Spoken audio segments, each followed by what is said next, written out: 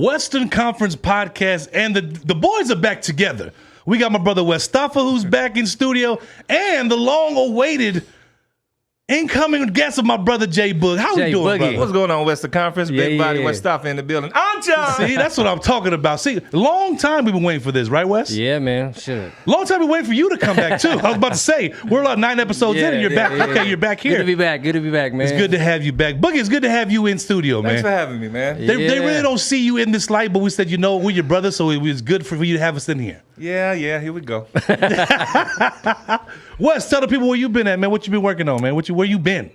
Shoot, man. Shout out our brother La Peppa. He just got married in Hawaii. Shout out Peps, man. And my brother Boogie, the host with the most, and his lovely wife Elle. Yeah, shout out Elle, man. Holding me down out there, man. That's my second home over there. So we was just kicking back out. So you were just in Hawaii while I was out here working. That's what's up. That's what's up. But we are here together once again, and he's no stranger to us. This is family right here. Family. We got our brother Boog up in here, who's currently getting back on the road, getting some shows under his belt with the Green. But how we feeling to get back on the road? It's pretty cool, man. It's good to get back busy again.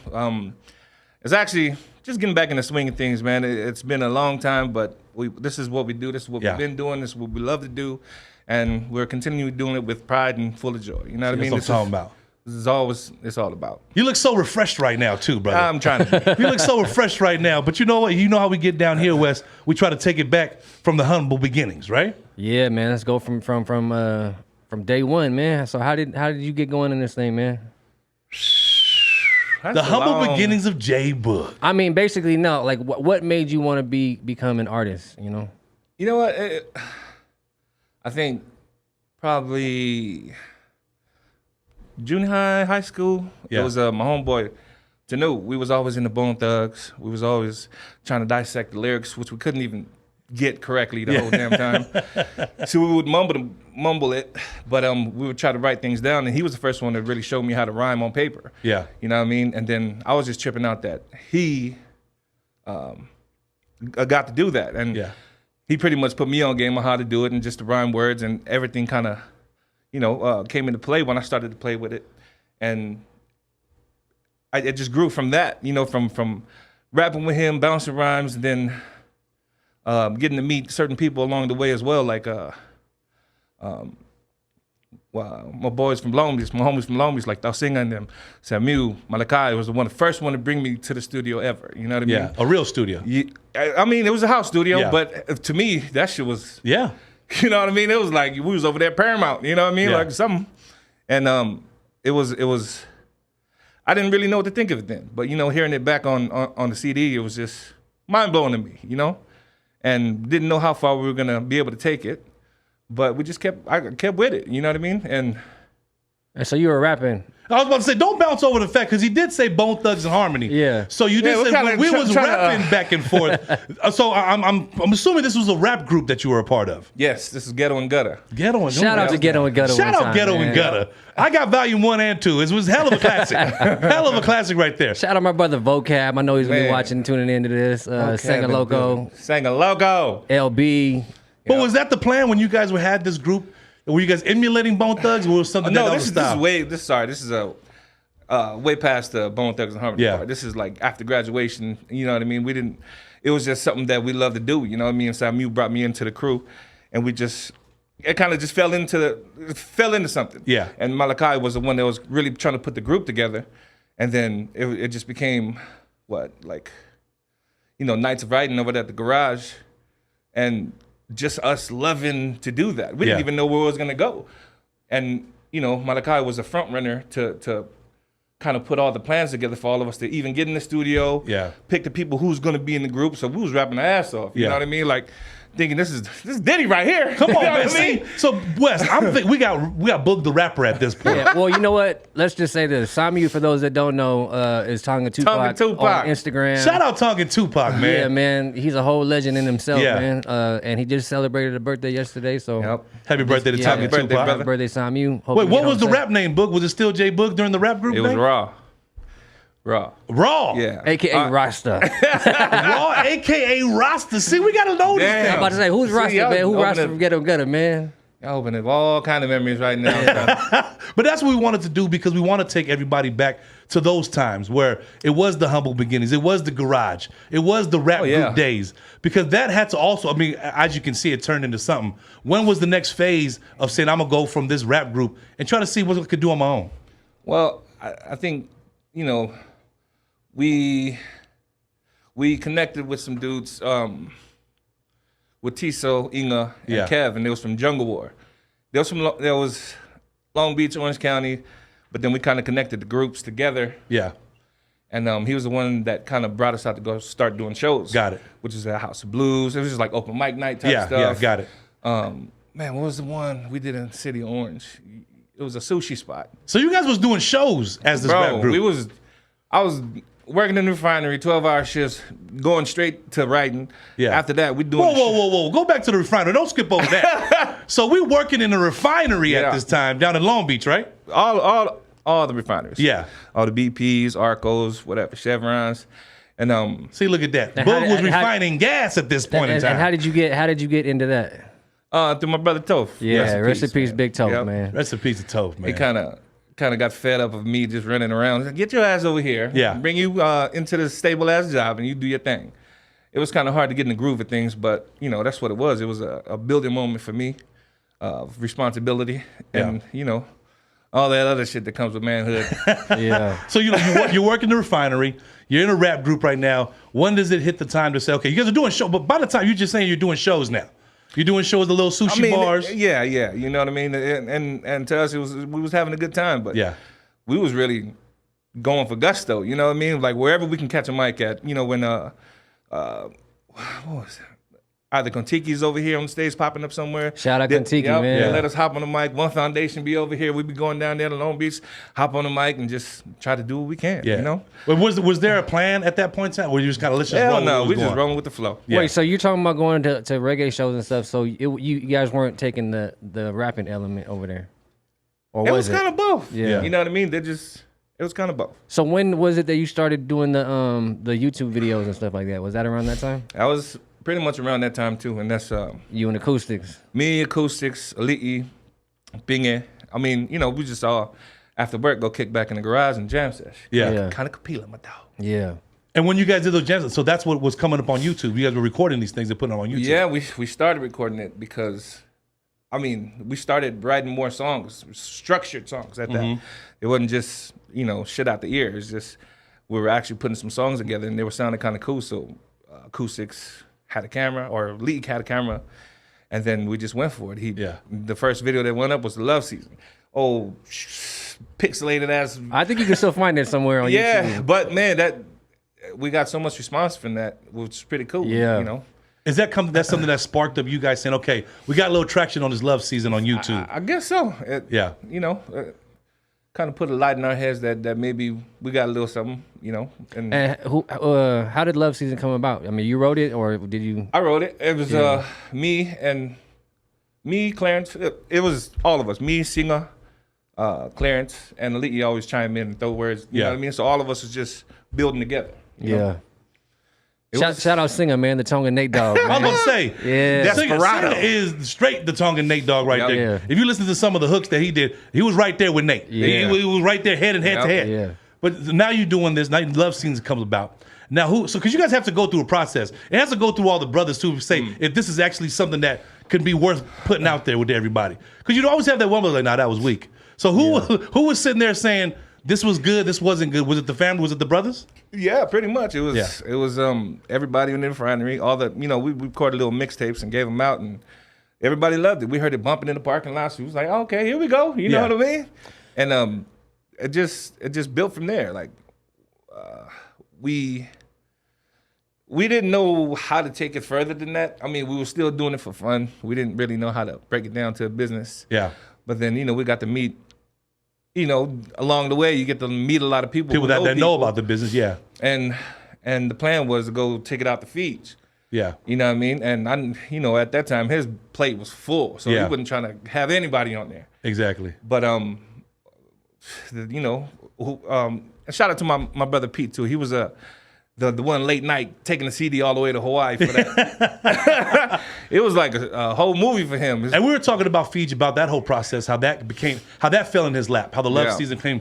And he was saying, there was a lot of artists coming at him at that time. And he said that he heard something in that love season that he wanted to work with. And the rest is history, as you guys already with that, because when was the first time you actually met Fiji and would say, okay, this is something we can get into? I mean, I didn't even feel like I can get into it. It was just an opportunity to go over there and meet him. If he liked it, he liked it. If he didn't, then back to the refinery it was. You know what I mean? It wasn't nothing like I was going to, build a career off of it, or we're going to do this and do that. It was just, I went over there off a fly. Yeah. And, if it hit, it hit. If it didn't. Now, I heard that you guys, or I heard he produced that album in like a month or something like that. No, we did that shit in a week. Or a week. It was something short. I know it was a short amount of time. We did that in a week. So you wrote all those songs off of Hear Me Roar in that 1 week? Yep, all of us did. Damn, that's crazy. What's the process in that? Are you guys just sitting down and saying each song is a different vibe? Like, because there are some bangers through that whole project. It was. Well, you know what? I got to say this, man. I heard that Boogie had Hear Me Roar when he was at Cerritos playing over there. Well, let's take it back. Hold on. What position did you play at Cerritos?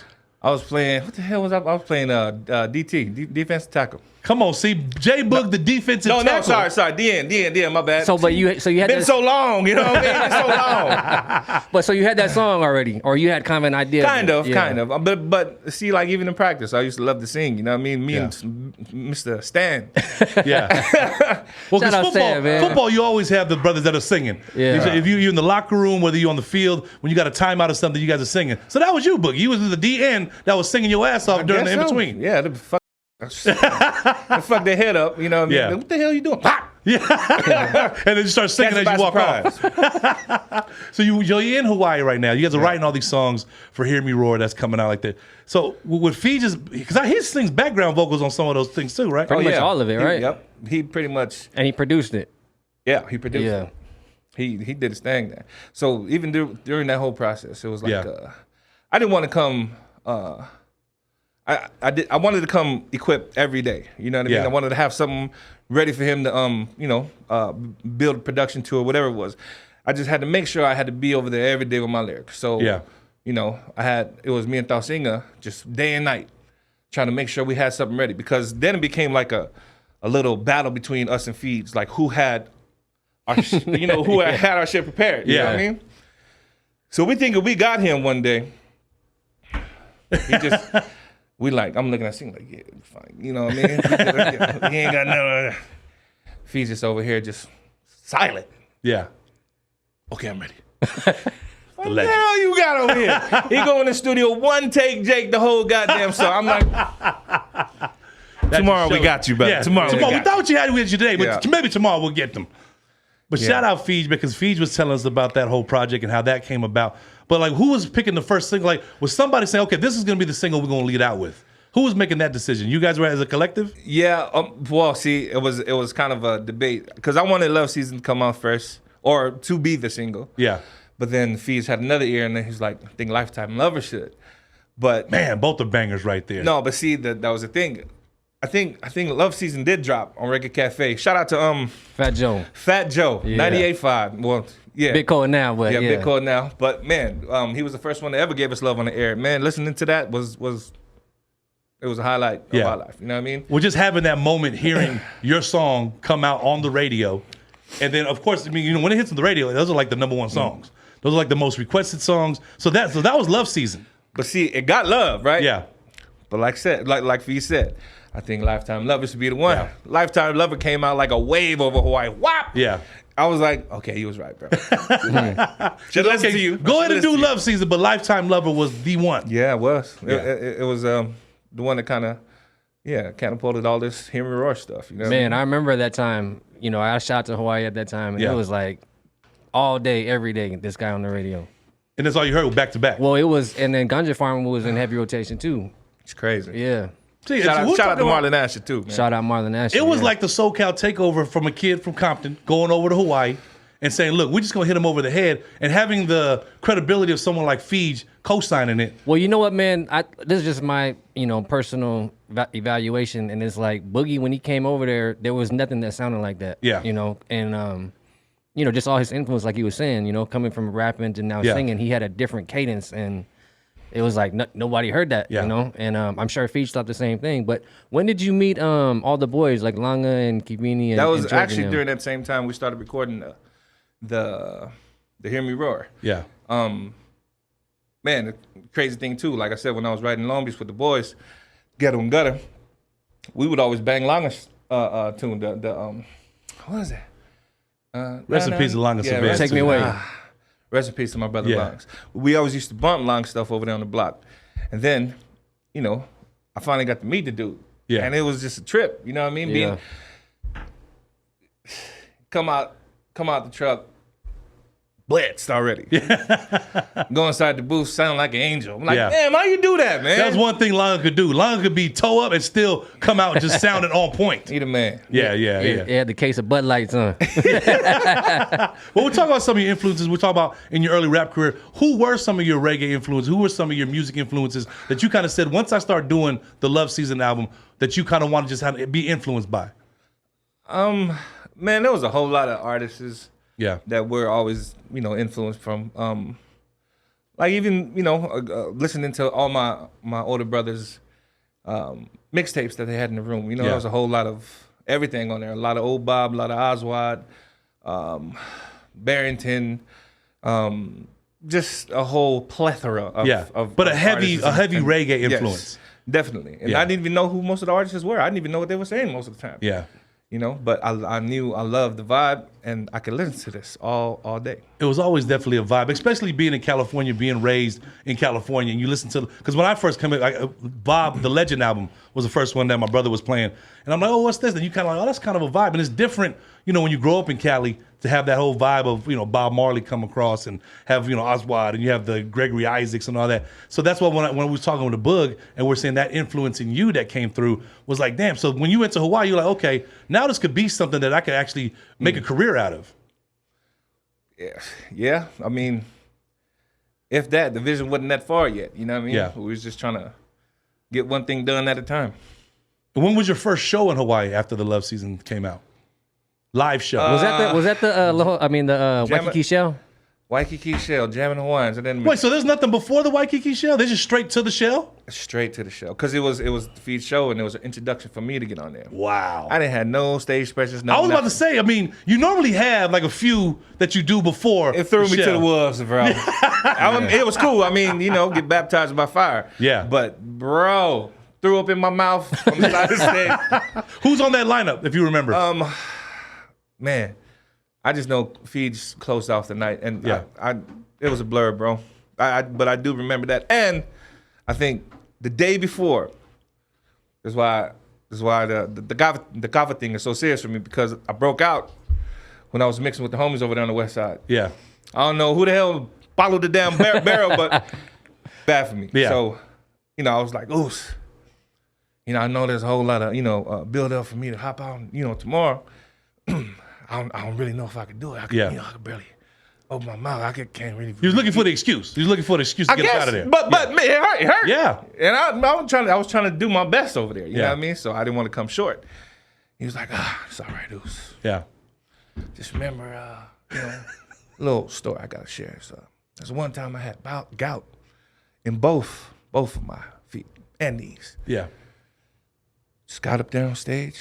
Once the adrenaline kicked in from the people, that's when I knew I just had to do the show. But you do what you got to do. You know, if you want to take No pressure, though. No pressure. I'm like, all right, man, like we doing it tomorrow. Man, so at the Waikiki Shell, you come out on stage, stomach is rumbling, butterflies are going. Did you sip on a little something before you stopped up on stage? No, Yeah. water that came out. Yeah. And how was the response? It was. I think there's a video of the intro for that on YouTube. It was live. Yeah. It was live, baby. It was. Everybody was singing the damn songs lyric for lyric. How did that feel being that being your first show? Damn near wanted to come me on stage, bro. For real? Yeah, for real. Because I mean, was- like I said, that being your first show, you're in Hawaii, and not that you have to get the approval of the listeners and the people, but this is a big show. You're on stage with Feeds. You're being introduced to this demographic to kind of just say, okay, go do what you do. So you get on stage. What's the first song you open up with? Bro, I can't even tell you. I don't even remember. I'm serious. It was that much of a blur. A blur. Yeah. See, that's what I'm talking. So are we getting past Kava Cups right now? Yeah. Okay, cool. As long as we guys see what cups Didn't y'all we're just getting hear my story about what I was talking about? That's you, though. That's you. This is that me. was the cue. He Jeez. sent the Cabo over there. So how long was your set at the show? It was short. It was about, what, 4 songs out. And that was at the end of the night? Or was that the finale? It was in the middle of his set. Yeah. You know what I mean? It was like the best time to introduce anything new, for him. And I thank him for that, because if it wasn't for him, bro, he did a whole lot for my career. You can't even, you know what I mean? Yeah. It was just the best. I love you, Feej. You know what I mean? When we talked to Feej about it, we talked about the Humble Committees with him, and me and Gustavo were going over this too. He took us back to a young Boog coming out like that. He was, everyone had their shot, but just hearing you come out on this show, I didn't even know that was your first show. I'm thinking there was some build up to this. Yeah. I'm thinking there's some okay. Well, I mean, if you want to count the stuff he's talking about earlier on, you know what I mean? No, I'm talking about when this love season was coming out. Right, yeah. Like that right there, it's like you don't just go do that like at, what did they have back in the Cellar or some small spot back in the day. You're going straight to the big stage. And you're alongside the legend like Feej. Normally it's like a Mai Tais. Yeah, You know what like I mean? a Mai Tais or something like that too. There's no tune-up show. Grand opening. It was crazy, man. Even before all of that, you know what I mean? Before even being able to do the album, man, there was a time where, we met Feej, we talked to him and stuff. The album, we didn't even start doing the album yet. We're over here getting a haircut over there at King. Shout out to King. Flavor, Shout out to my brother Flavor King Shop. at Flavors, man. The wig shop. The wig shop. The flavor shop. Yeah, Malo Flavor Shop. This is on this shop was on Kalakaua. Yeah. And Feej took me over there to go get a haircut. And then he's like, hold on, let's come outside real quick. I go outside, they got the whole circle of the company, with South Pack. Wow. And it was just, it's cool to meet everybody. You know what I mean? But I knew what time it was. I just didn't know they wanted me to bust right then and there inside the parking lot. I'm over here, okay, come on. But at that Another time, initiation. You just shooting, yes. Yeah. You just shooting your shot. You know what I mean? And like I said, I'm never trying to come short. You know what I mean? Trying to make the most out of it. So I sang "Run Up" for them. Yeah. First one to come out, Swan. Run up, man. Run up. Swan came. That's how you do that, Oos. Yeah. That's how you do that, Oos. I was like, come on. Because we don't know. He's talking about you gotta get like everyone's, when you go freestyle to somebody to try to get, he had the people over there ready to hear, and you just at King's Barbershop, you're about to get lined up. They're like, oh no, come outside that real was, quick and just come do what you do. And like you said, you always have to bring your A game to any opportunity and situation like that, and you came to Run Up. Come on, man. Boogie had to run the musical fade. That's what he did. Like, come on, we've been there before, baby. Man, Let's so go. Speaking of Run Up, man, how did that song come about, man? Because that's a heavy song. I mean, And it's all the the first stuff. one on the album. It's all the stuff that we grew up seeing. Yeah. You know what I mean? As a child, seeing in in your teens and the everyday life for us. You know what I mean? That's just what it was. You see a lot of downfall in people, a lot of dirtiness in life. You know what I mean? But was it hard to transition, like growing up in Southern California and kind of putting it to a melodic thing where it was like island reggae at the time? Like, how do you kind of take your because that song upbringing wasn't from really that? Yeah, that's actually more of like a hip hop kind of. Like, it's the flavor of it. Yeah, though. but see, viewing all of that, knowing that you don't want to be a part of that, that's what the song is really about. It's like, taking everything, with a fade and trying to, become better than that and become better than what it was. And so what was it like, man, you're the youngest of how many siblings? Well, I got 9.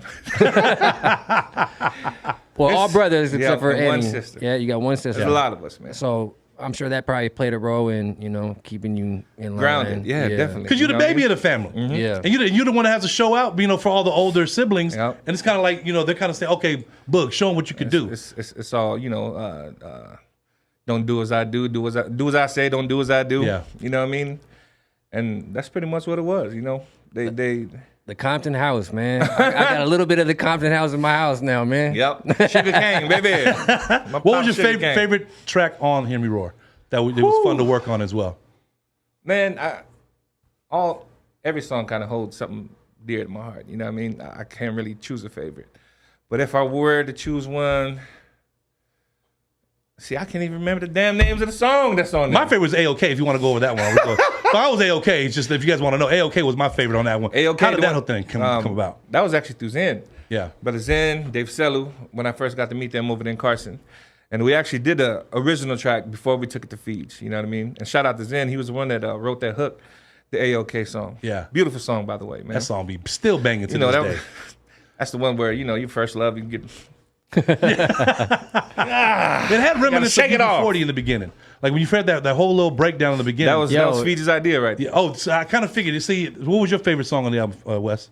Man, I don't think I have one favorite, but like one that really sticks out. Well, Run Up is dope to me. It just got a whole vibe to it. Like I was saying, like just it's a different vibe on that one. But then Here I Am, bro. That one. Oh right man, there. Here I Am's my other banger right Yeah, there. that one right I think there. you know what? I think what we was talking about earlier, what we thought we had Feeds. Yeah. That was a song. Because, bro, we was up late night over there. Like we had writer's block a little bit. We was over there reading the Bible, all kind of stuff, dog. Just Trying to find something, and it came, and we had the whole song done, and then there was no hook. He just sat there for a minute. We thought we got him. Went in there with, damn. Then he laced the harmonies on that thing. Shed a too. tear and put our hands up right there. Hey, Oh the my harmonies on Here I Am voice did it comes again. from Feeds. Yeah. And man, that's just, it gives you chicken skin to this day hearing that and just hearing Feeds behind it because it's like, damn, is that Feeds? Because if you don't really trip that it's him, you'll hear it right away. Yeah. And once you hear that the harmony came about and that whole project, that whole And thing I was mean, just his something dope. harmonies aren't no normal harmonies, man. Yeah. You know what I'm saying? He does like 8 stacks. Oh, once he gets that dolphin octave, it's a whole other level. Because ain't nobody hitting that dolphin octave right there. You just go, oh, that's Feeds right there. Ain't nobody Okay, doing man. that. So since we're talking about feeds and hooks, man, tell us about the Let's Do It Again situation. That was in we actually recorded the original over there in the Bay, over there in Frisco. Yeah. Fees came, laid down the hook. I had the. Oh, I thought that you were in Jamaica. we were in Jamaica, but we started the idea of the song in the Bay. Oh, Yeah. okay. So somewhere in the archives is the original recording. Yeah. So Feed sang the hook, and I had the verse and a half, but the song wasn't complete. Yeah. So here we But go. you had the rhythm already. Nah, Oh, we didn't. okay. It was on a different rhythm. Okay. So we go to Jamaica, and then lo and behold, Gramps over here pulls over to Don's house. I didn't even know we was Don Corleone. Yeah. Yeah. Shout out to Corleone. Don. Shout out to Gramps. Grams Morgan. I didn't even know it was Don's house. We go in. I said, man, motherfucker, Don Corleone, right? We go in here. I'm just quiet in the back, you know what I Yeah. mean? Because he's trying to show Gramps, some rhythms to hop on, see if you dig them or not. And then the major rhythm come on. Boom. I couldn't hold myself from not singing, you know what I mean? I'm on So the couch. it wasn't originally for you. Hell no. Yeah. Shoot. He was playing. He was showing it to Gramps. He was showing it to Gramps, Yeah. and he was showing everybody who was on the track, and I'm like, God damn, this Yeah. motherfucker hard. Then I couldn't hold myself from singing, and then So did you already put the song? no, Oh, you was just singing nothing. something else. No, I was singing that Let's do it song again. on the major rhythm, but Right. on the couch, Right. while we was in the studio. Okay. Yeah. While Gramps was over here talking to Don. Don looked back, he over there whispering Gramps' ear. Next day, we pull up to the same house. He's like, all right, Boog, I'll be back. What you talking about? He said, yeah, Don wanted to holler at you for a minute. I was like, all right. Wow. Go in there, it's just me and Don. I don't know him from nothing. You know what I mean? And it was just cool. He made me feel comfortable as hell over there. Like, Yeah. I was his cousin at the house or something like that. There was times where, it was it was a shaky start, but then we got in the move of things. And there was a time I had a little block. This fool shut down the session. Not fool, but you know what I mean? Yeah. Shut down the session. Started cooking some fish. I think it was like brown stew fish or something like that. Spicy as hell, bro. Everything is just coming out like water. Yeah. But I loved it. After that, the whole song got completed right after that. Wait, so It was we'll just a talk vibe. about this happen. If you don't sing on the couch, this song, which is one of the biggest songs Yeah. ever, doesn't come about. No. So it's something said, okay, look, he's talking to Gramps. Yeah. You over there mumbling the lyrics because you kind of want him to hear it. You don't want to or you just did it on your own. You wanted him to hear it. I ain't that type of dude. Be like, oh yeah, I'm just no. Yeah. There's just rare moments that it's just I can't. You know what I mean? Hold myself from singing. If It just aligns. Because that's when anybody. No, sends but me a you know track. what? I'm sure Don was over there like, this dude's here for a reason. Yeah. And, as a producer, your ears are always open. You know what I mean? He probably just was like, what is that? And just, First, it's like, tell this dude to take his feet off my couch. First of all. Second of all, what is this really? What is So this you wrote the second and third verse over there? Over there, and Wow. I collab with the third verse with Cooley. that was Cool Face. Cool. Sorry about that. Whoa. With Cool Face over there. Shout out to Cool Face. And but before even touching the track, I had to hit up Feeds because that hook wasn't mine. Right. I was like, oh, boy, this hook right here sounds so good on this track. He was like, oh, do what you do. Yeah. Man, what a blessing, man. That's a blessing right there. It was a beautiful thing. Yeah. And then to go from that to Justin Bieber.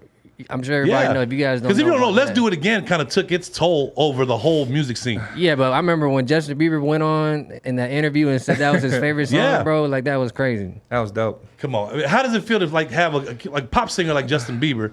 You kind of just not even tripping off of it. He's like, oh, what's your favorite song right now? He's like, oh, this Let's Do It Again by J Boog. Everyone was like, wait, what? Yeah. Even the dude interviewing him was like, nah, you're not for real. He's like, exactly. For real.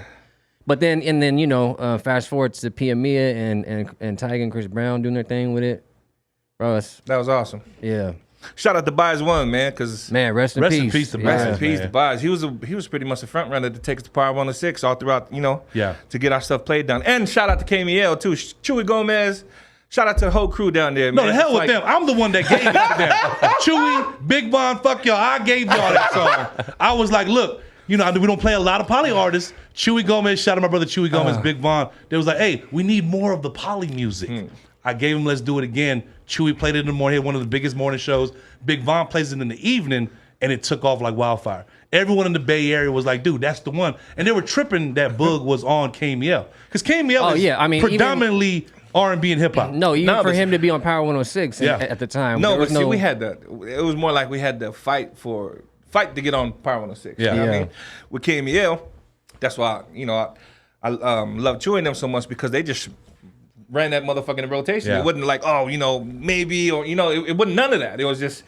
Yeah, with Chewy and them, they didn't have to go through certain channels to get it played. If Chewy liked it, he was going to play it. If Big Von liked it, they was going to play it. And they was like, dude, that's what's hot right now. As soon as I played them that track, they was like, we need more of this. I was like, well, shit, well, put me on the payroll. It was but I think in the Bay, too, there's a lot of more cultural understanding between the Polynesians and pretty much everybody over there. Yeah. Everybody funk with each other. That's the thing. Like, LA is kind of separated, but you got to know who. Chewy's like the big boy. Bro. Yeah. The big Chewy, boy especially around that time. Around that time, Chewy Gomez was the big boy of the Bay Area. He had the biggest morning show, and like whatever Chewy kind of put his, signature on, that was kind of like the shit. So when he had played Boogs, and he didn't play it just once. He played it like every morning. And he was like, shout out my Usos, because Chewy has a good follow with all the Usos, all the Tongans, and all the Polynesians out there. So he was like our honorary Chuso. So he was like, dude, give me more songs like that. And so once we did that, that kind of broke the mold of saying, okay, they were playing other things other than hip hop and R&B. Yeah. And that's why there was such a huge following. There's such a huge for the Bay Area. But even before they played it too, I got to shout out to all the sound systems over there from the Bay. Big up Ja Warrior Shelter. Ja Warrior, shout out Ja Wiser. Ja Wiser, bro, all of them, man. Irie Doll, come on, Rocket T. Yeah, man. They were playing that at every reggae club, at every spot. We were like, dude, that was like the last song of the night too. They're like, we're gonna end it with this one right here. Rocket Room, baby. The Rocket Room was probably the end up. You had all Club Dread and them going on, but man, that just shows you how that had an effect. But I keep going back to, if you're not humming that on the couch, we ain't even talking about this. Man, I don't know if you remember this, bro. We're in I think New Zealand or Australia, one of them places, and you had played it for me, and it wasn't out yet. It was like all the stuff you did over there. Yeah. And you told me, you was like, yeah, this is gonna be a rhythm, and I was like, bro, I don't care what other song is on this rhythm, this is about to be the one. Yeah. Crazy. Because if you trip, Taurus Riley's on that rhythm. Sean Paul, Rock City, Jacure, Luton Fire. It's a whole. Wait, tell me how that coincides with the Welcome to Jamrock cruise. Because we were talking about like George Riley and them having Let's Do It Again, and Boog, your first time on the cruise. But we're talking about tell them about what the Welcome to Jamrock cruise is first, Wes, so we can show the magnitude of this. So this is a cruise put together by Damian Marley and his management, his manager Dan Dalton. Yeah, shout out Dan. And the first one was 2014. I remember I had hit Boog. He was on tour. I was like, bro, you got to come with me on this cruise. And we just got off a tour. Yeah, too. He was literally just coming off a tour and. Count me in.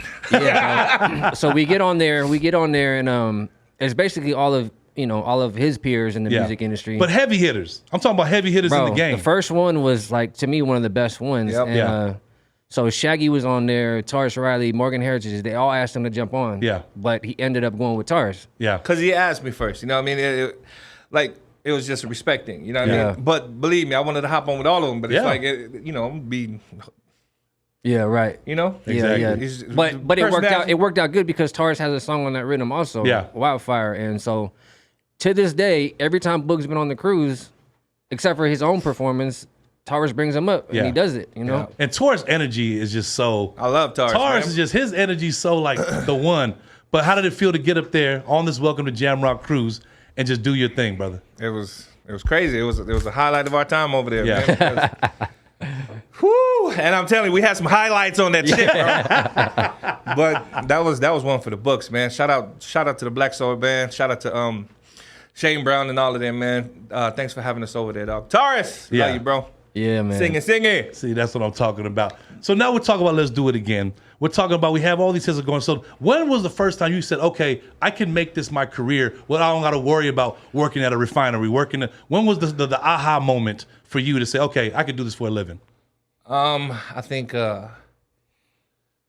after the Revolution tour,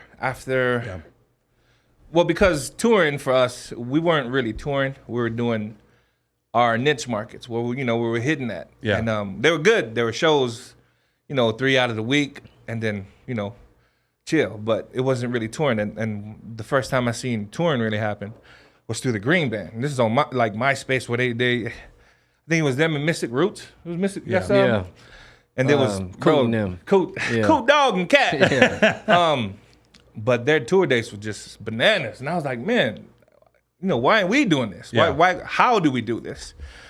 And seeing that's pretty much what made me want to tour like that. And touring like that ain't nothing easy. It ain't for the faint heart, bro. You got to go in and go hard, because if you don't, then you're just gonna get ate up. But after the Revolution tour, when we did the Spring Greens and Winter Greens with them, it was a big gamble because there wasn't any money coming in, but we made sure that a band was well taken care of with whatever we can give them during that time, which is pennies, you know what I mean? But we went home with nothing. But that was our payment. It was this is it. If we go, we go, you know what I mean? And these are markets that we're over here hitting Wisconsin, or, you know what I mean? Or, bro, some crazy areas. Because you're hitting these markets that, of course, the thing I was talking about was, in our demographic, you kind of want to just do the places where you can place and you can do well in. You were going in these markets where some cities didn't hear about you. You were going to some none of them. Yeah, exactly. You know what I mean? This is Rebs. This is Revolution's tour. And I'm grateful that they even brought us on the run. You know what I mean? Yeah. Like, bro, that was... Well, that's the whole purpose of it, right? Is to... expand your reach in the market. That was a game changer for us because I knew we had something special. Yeah. And I just knew we needed to get in, different eyes, different markets to really show them what we got. And, bro, sometimes we'd be over there, you got a dude in the front row just flipping us off the whole show. Like this. The whole show. Oh, I bet. And I'm like, well, if I put the mic down over here. We're doing well in the West Coast. When we go to the East Coast and some of these cities that never heard of you, you really got to bite the bullet and still perform as if these people are your fans, because you got to do it anyway because you want that exposure on this tour. Definitely. And the next year, it started to trickle in. You know what I mean? Like, we started to get shows that we never got before. The money wasn't all, but we made it work. You know what I mean? And that was the whole thing about it. And shout out to Hot Rain, bro. It's like, shout out to Hot Rain, because if it wasn't for them, we wouldn't be carrying sound anyway, bro. You know what I mean? They is the backbone for everything that we do too. And they don't get enough credit. They put it down. So you have to have it. Like, we're talking about the Hot Rain band, and we're talking about some artists that are watching this podcast now that they're scared to take that next step, to go to places where no one knows them, to go to those places where nobody heard their music. You kind of just solidify saying, if you don't do that, you're only going to be hot in your areas that you already have places. I mean, it ain't a bad thing either. You know what I mean? You could run the whole block and be good. Yeah. But if you want to venture out, but the thing is too, you have to have that opportunity come across, where somebody's willing to even to give you that shot. Yeah. So shout out Revolution for even taking a chance to even say, hey, let's take Boog on tour with us. Yeah. He may or may not do good in these cities, because that opened up so many doors for you in so many different demographics. Big time. Man, what I wanted to bring up is it's like artists that are big here in America, it's a different thing in Europe, right? Mm-hmm. And you've toured in Europe. You played pretty much on every continent, right? Mm-hmm. Not every, but we're trying. Well, Antarctica, you know what I'm saying? But no, you pretty much played everywhere, bro. You played Africa, Asia, Europe, Australia. You ain't lying, huh? As you look at it, the resume, you're like, hold on, we did I'm do all still that. tripping off of. If you didn't sing that on the couch, we wouldn't be here right now. Hey, I'm for real. No, but the point I was trying to make is that you know, artists that are like Revolutions, they might not be popping like that in Europe, right? Because their thing is a little bit different. I mean, but see, that's the beauty of reggae because you know there's always different spices to it, you know, and people resonate to certain sounds or whatever, you know what I mean, or different vibes of it. They're like.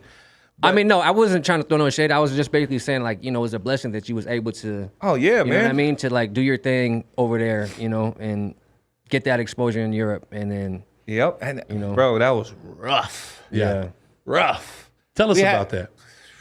So we got to hear. Do we have time, guys? We got to hear. Hey, can we get another shot over here? Man? Come on, man. Something's running low right now. Another shot right now. Nah, but you know, we had to. Carry luggage. We had carry-on luggages under a certain amount of weight. And bro, I don't know how long was that. Probably month and a couple weeks. You know, my whole number thing is off. Yeah. Well, what's your favorite place to perform that comes to mind? I still love Garberville, man. I mean, Humboldt County over there at the Mateel Center. That's probably one of my favorite spots to perform at. There, I mean, just to get on the mic. Anywhere is a beautiful thing to me. What about out of the country? Japan, baby. Japan. Well, it was just. You talking about the food though? You know what? Hey, look, I ain't gonna lie to y'all. Boog took me and we went to this ramen spot in Japan. I will never eat ramen the same again. Shout out to Utah. Yeah, Shout out Utah, man. because I was like, I'm thinking it's just ramen. You know what I mean? But no, it's the sweetest joy next to getting pussy. Like, you ever go to this Japan and eat ramen? I don't know how they did it, but Boog said, no, I'm gonna order for you and order this spicy ramen, and I'll never be the same again. Because to this day, we look for that broth. Can't find to it. this day, we look for them type of noodles, and I can't find them nowhere. But that's just from the seeds of being able to go out and do what you do for a living. Well, yeah. Speaking of ramen, I had some quick hitters for you, man. So. Here we go with the quick hitters. Be ready for this. That shot ready or what, man? Come on, man. It's coming. Hey, speaking of shots, yo, Vili, man, let me get a shot of some kava over here. Austin, can we get a shot of the whatever we were taking a shot of? Another shot of kava. Yeah. While you hit him with these quick hitters right now. You ready? So ramen or pho, man? You can only choose one. Woo! Damn you. See, my wife been making a chicken pho. Oh, I know. I had some, and it's fire. I'm sorry, Japan, but I gotta go with the pho. Okay. Okay. Man. Amazing, man. After I just had said.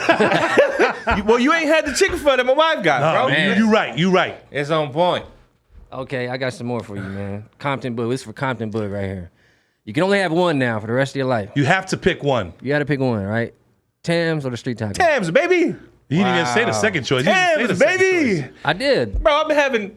I don't want to get in my fat boy moment right now. So Tams over the street taco. All right. Wow. Tams is kind of. You know why? Because you can get tacos at Tams too. You know what I mean? It ain't going to be like street tacos. Yeah. You get everything else that come along with Tams and some tacos. I would go put with it that Tams way. too. Tams is the one. What you Tams. got next, Wes? Okay. I see you got the Chucks on. Chucks or J's, man? Chucks. They uncomfortable as hell, but goddamn I was about to say, there is no support in Chucks whatsoever. Like, at all. There is nothing that's comfortable about Chucks. Nate Dogg or Bone Thugs, man? Nate Dogg, baby. See, What you talking about, man? Let's do this one. Nate Dogg or Singer? Singer Loco, let's go. Sugar free or quick? Whoo. That's a tough one, especially for Boogie. I got to go quick. Ooh. Because you're producer, The producer, too. yeah. And he a dope-ass lyricist. And his Q- melodies is... Q or Snoop Dogg? Damn, man. I got to go with Snoop. Uncle Snoop. Ooh, Snoop Okay, with the okay. W right there. It's a finesse he got, man. I love that. That slide shit. He's real player with it, man. Yeah. And I got one more, man. P-Funk Parliament or the Gap Band? P-Funk, baby. All right. P-Funk, don't Come on, mind. shots up time. All right. G, thank you, brother. Of course. So it's shot time. No, I one need more my time. shot. I need my shot. Oh, the kava red cup. coming? Yeah. That's you right now. So this is mid shot with Boogie right here. Cheers to brother. you, brother. Cheers to you singing something on the couch, or this would have been not even going on right now. Oh, Lord. Oh! Oh, you know what? I had one more. What was that? I had one more. Shout out Wiz Khalifa for the gin. I had one more. Street Fighter or the UFC? UFC. Damn, for real? I know. And we just been talking about you a big UFC fan right now. Yeah, I really love UFC right now. Who's one of your favorite fighters out right now? Tai Tuivasa. Shout out Bam Bam. Let's go. We gonna have Bam in here soon too because he's doing his thing. Half Cast Podcast, man. Make sure you Shout out to Half Cast Podcast. Shout out Him and Tyson Pedro. Yeah. But what I also want to talk about, who have you haven't collabed with yet that you would want to collab with on a track? Because you've done a lot. You've even collabed with Snoop Dogg we just talked about too. I do want to collab with Warren G on some G-Funk stuff. Yeah. Warren G, okay. I mean, that's, you know, As a producer or rapping? Ooh, good question, both. Wes. You know what I mean? Both, hopefully. Yeah. Who else? See, I like a lot of the old. I mean, the like even Butch Cassidy. I don't even know if he's doing music still. But Man, shout out Butch Cassidy. Okay, well, G-Funk or the P-Funk? it gotta be G-Funk. Yeah. That G-Funk era was something different. Yes, it was. That G-Funk era was something One of different. my favorite. Where's Cocaine too. Where's somewhere you haven't performed Cocaine yet is that hard. you want to perform? Huh? Where's somewhere that you haven't performed yet that you wouldn't mind performing at? Because you perform pretty much all over the world, but I'm talking about there has to be what you just said, Antarctica earlier. Yeah. Not Antarctica. We're gonna get seals and penguins down there. I don't know, man. I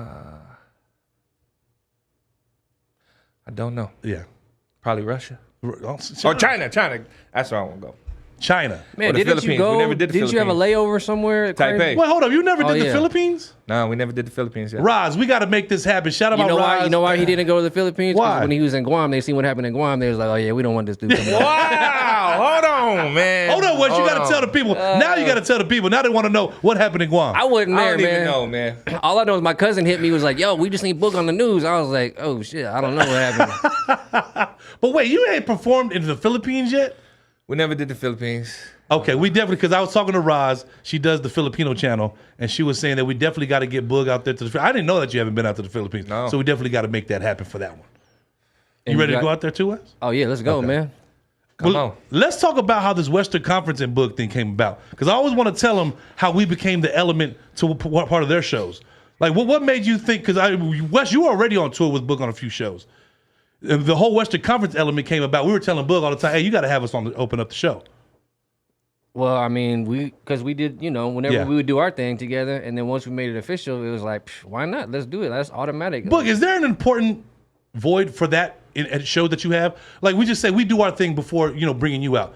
Like, and I try to, I can't beat it over the head enough to tell these people that you need something like that before you bring an artist like yourself out, or you bring yourself like that, because I think the vibe has to be right for the crowd. Oh, because yeah. there's shows that you do without us that kind of it takes you a song or two to build up that whole vibe. Tell us about that. I think you guys bring a very important part to the vibe of the crowd before we even get on stage, because sometimes, most of the times, they just got the iPod playing, and it's like people just, going to get drinks or whatever. They're not really paying attention to what's going on, and it's like, when y'all there, niggas, the MC, master ceremonies, baby, let's get it together. You gonna control the crowd and make them feel good before we get on stage. It's like, I'm sizing the game. Yeah, exactly. I try to tell, because with me and Gustavo was talking about this, us having the podcast now, that a lot of artists that we talk to and a lot of promoters that we talk to was like, oh no, we have stuff that we do before them. And it's not that I'm trying to sit here and tell them that they need us, but I'm saying we're an intricate part, especially for being with Boog and being with a lot of these acts that we work with, to say, look, we're trying to do what we do because we know what they're going to bring to the show.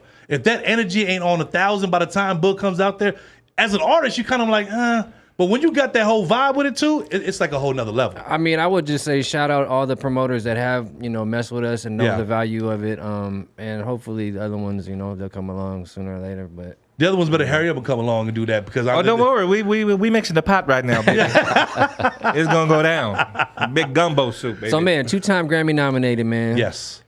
And you actually have a Grammy now, thanks to Soulja.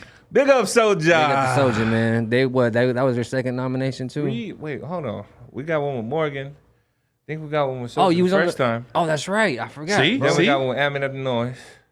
So how we many had you got, two man? wrong. How many you got now? How many total we have in the Grammy cabinet right now? I'm not, I don't know. Yeah. We're just grateful to be a part of the works that everybody invite us to. You know what I mean? And shout out to Soldier. Shout out to Morgan Heritage.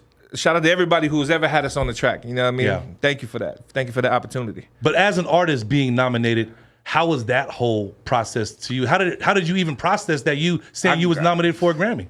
I couldn't, but there was one time in New Zealand where I was talking to a DJ. I think that was years ago. Maybe I was just young and ready for anything. He was like, "Oh, you know, what's one of the main things you really want in life or whatever?" I was like, you know, honestly, hopefully, you know, one of these days I really want a Grammy. Yeah. And man, I know I got some really good ears, bro. I just heard them. Yeah.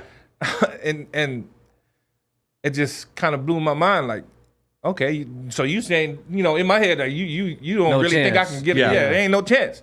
Motherfucker, we got two of them motherfuckers. Where you at, boy? But nah, don't put that on the video. Shit. Now I'm buzzing, guys. See, thank you, Wiz. This is the boogie that we've been waiting for. Yeah, this is the boogie we've been waiting for. So let's start now. Interview starts now. But you know what? Is that Grammy, like you're talking about, you already have the Grammy, but as an artist, is that the next step in your career? That you would like to have your own as the artist on the banister over there? I mean, whatever it is, you know what I mean? You know, we'd love to, but we're just going to keep on doing the works, brother. Yeah, I feel that. Speaking of works, what we got coming up next? Because you've been working.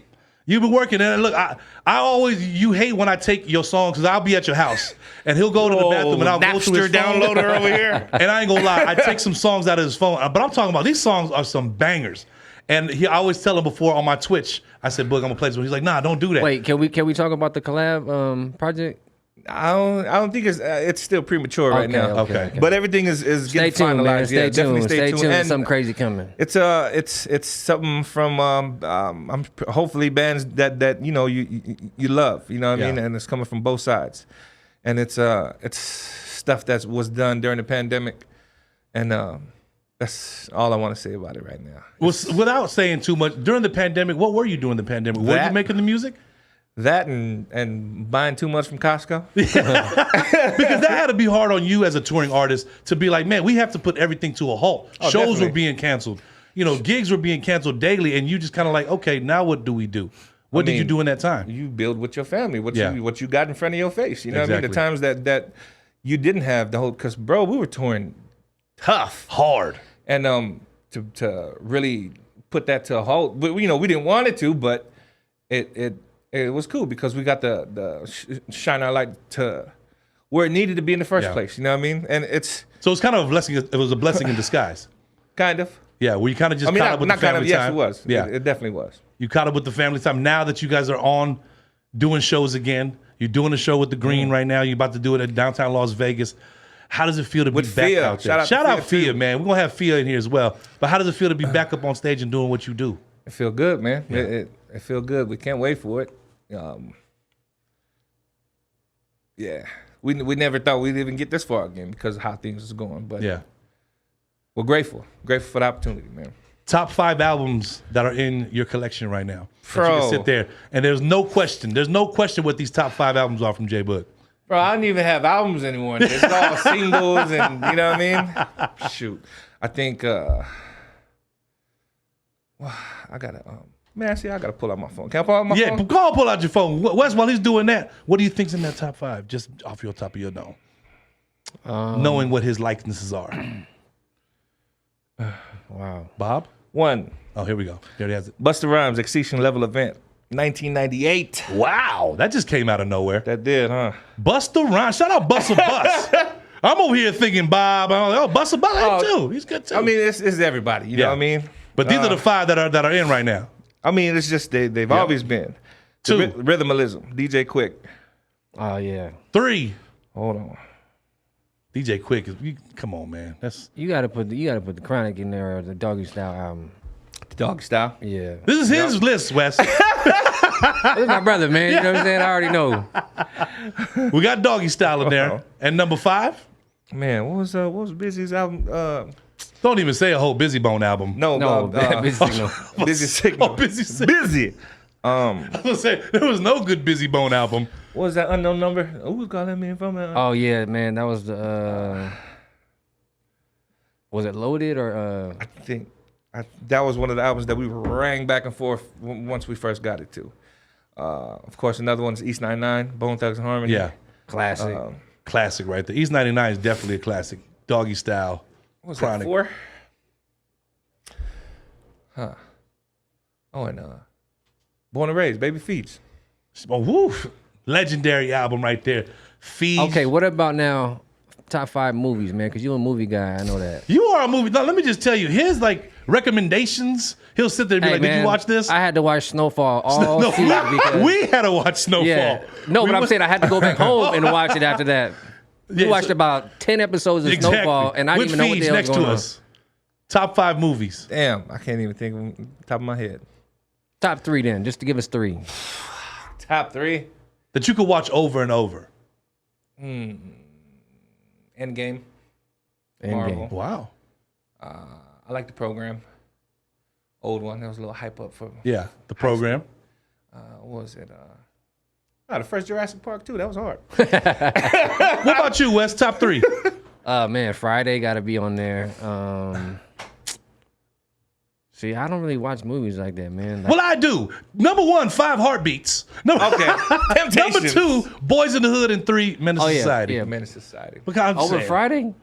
Yeah, I mean, you know what? Those were just like, those hit a little bit closer. Yeah, I guess Friday so. was more of a like, if you got high and you were just doing it, that was what your movie is. Them Fridays was funny as hell though. Before we get up out of here, Boog, any advice you have for an artist that's watching this podcast right now that you are a big influence to? What are you telling that kid that you wish you told yourself?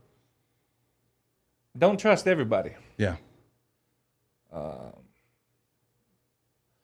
Never let up on what you're doing. Believe in yourself all the fucking way. Yeah. Make sure you got a good camp with you. And make sure your paperwork's straight. Shit, even salt look like sugar. Damn. Come on, man. We're here, my brother Jay Boog, I think somebody just posted that earlier today. Yeah, that was me. Morning message if you guys want to follow me on Instagram at Big Body Diamonds over here. Anybody you want to shout out, man, before we get up out of here? Man, shout out to my Alpha Mata family. Shout out to my wife, Elle. Shout out to my son, John, back home. Shout out JP. Shout out sis L, man. Man, I don't know. I just love for everybody, man. We just happy you did this.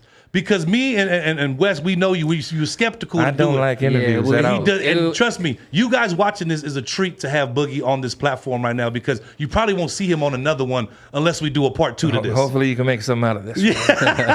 He's gonna say, take whatever you can out of this and do that. But we want to thank you for coming on, man. We appreciate what you do for the culture. We appreciate what you do for us as brothers, and keep doing what you do, man. Because we are definitely watching. We're definitely supporting you, brother. My brother. Western Conference Podcast, my brother Jay Boog, West Staffa. Yeah. Yeah, man. Big up.